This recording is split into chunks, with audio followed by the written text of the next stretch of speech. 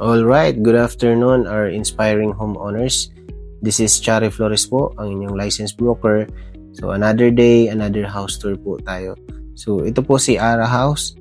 Ito po ay merong floor area na 95 square meters and lot area for the phase 2 na 96 square meters.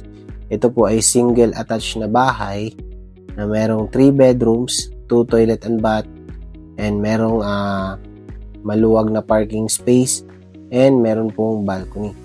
Complete finish na po yung turnover ng bahay na to. Ibig sabihin na once na ito turnover or lilipat po kayo sa bahay na to, ay livable na po siya. Ang poproblemahin nyo na lang ay yung mga personal na gamit nyo po. So ito po yung ating actual model unit for our house, no?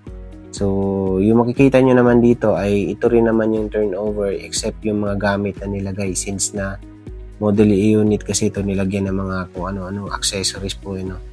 Pero yung mga ibang materials po dito, for example dito sa ating toilet, ganyan na rin naman. So, dito sa likod na part, ito po yung ating maging future kitchen expansion or service area po. So, depende po yun kung ano yung pinaka-practical na need nyo po.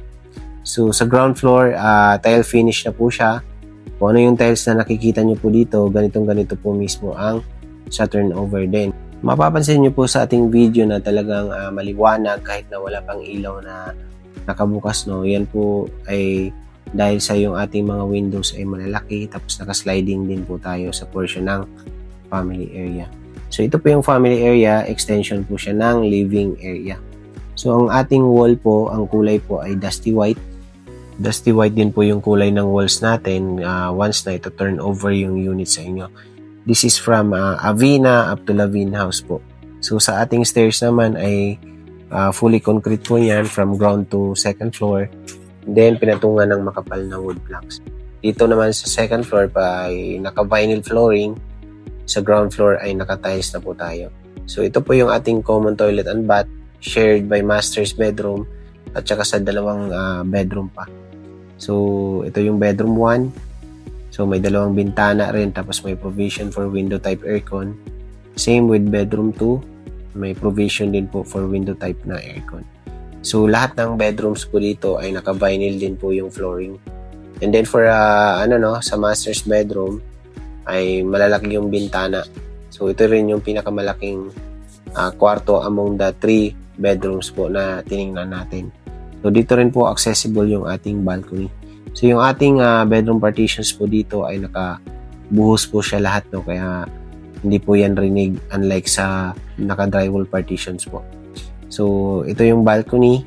So, hindi siya fully covered pero parang natural lang kumbaga yung datingan nito ba. 80,000 discount po yung ating promo for this month. Hopefully, ma-extend po ito hanggang katapusan. And hopefully ay makapag-avail po kayo once na makakuha kayo ng unit dito sa Centrina Alaminos. So ito po yung financing option natin. Ang lowest na option po natin ay si bank financing which requires only 10% down payment, no, and payable up to 24 months. So again, this is Charimar Flores po, ang inyong licensed broker. Pwede niyo po akong i-contact sa aking Viber, WhatsApp, and Globe po. Salamat!